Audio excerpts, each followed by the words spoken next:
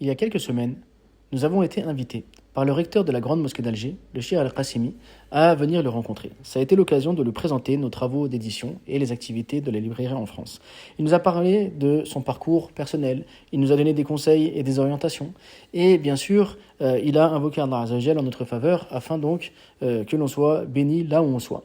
Puis il a demandé à une guide de nous faire visiter de la mosquée les lieux qui ne sont pas habituellement accessibles au public. Ça a été l'occasion donc de découvrir ces 30 hectares de terrain sur lesquels 14 hectares sont des magnifiques jardins et surtout un site extraordinaire sur lequel donc les architectes, ou plutôt je dirais les artistes, se sont inspirés de tous les trésors de la civilisation islamique afin donc de pouvoir embellir les lieux.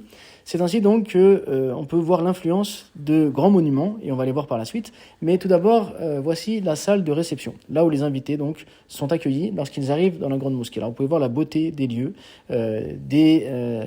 l'esthétique et le raffinement donc de la décoration. C'est pourquoi je ne les appelle pas donc des simples architectes, mais plutôt des artistes. Et là donc on voit un plan du site. Il faut savoir que ce lieu n'est pas qu'un lieu cultuel, donc avec sa mosquée, mais également un lieu culturel, puisqu'il y a une immense bibliothèque. Il y a une Dar al-Qur'an où on peut passer donc des doctorats dans différentes sciences. Et pour l'anecdote, donc, dans la bibliothèque se trouvent de nombreux manuscrits.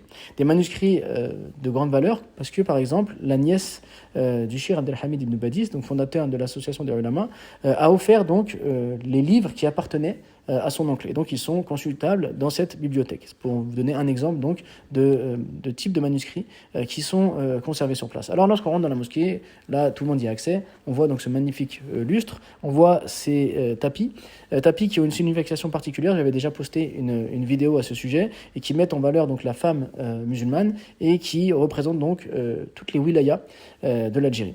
Ensuite, donc, pour les influences extérieures, parce que j'avais dit que les architectes et les artistes donc, qui ont conçu le projet se sont appuyés donc, sur les grands monuments de la civilisation islamique, le minbar a été conçu en s'inspirant de deux grands manabir, à savoir le premier, celui d'Al-Quds, donc de la mosquée, celui du Masjid al-Aqsa, pardon, donc le minbar de Salah ad-Din, mais également celui de Jama' al-Kabir, donc de la grande mosquée d'Alger. Quant au mihrab, par exemple, il est inspiré de celui de la grande mosquée de Cordoue. Alors, au niveau des décorations, on voit à chaque fois les 99 noms d'Allah Azzawajal qui sont représentés.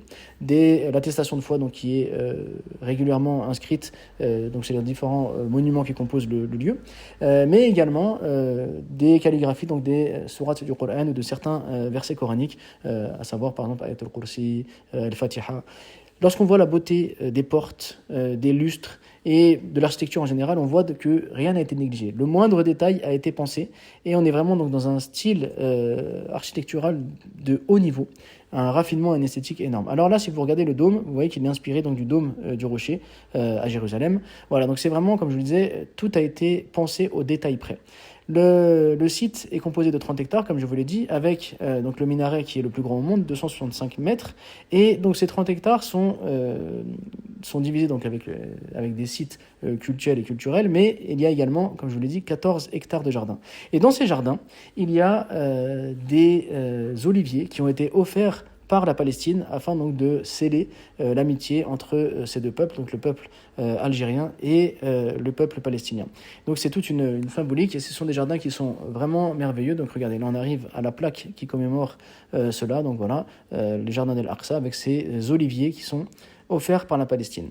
Ils ont été offerts donc au moment du printemps arabe. Et voilà, donc là vous pouvez avoir une vue d'ensemble avec la beauté de ces jardins. Donc vraiment c'est un lieu à visiter, un lieu chargé d'histoire. D'autres vidéos que j'ai postées auparavant rappellent donc l'histoire de ce lieu et je vous invite à les regarder si vous ne les avez pas encore vues.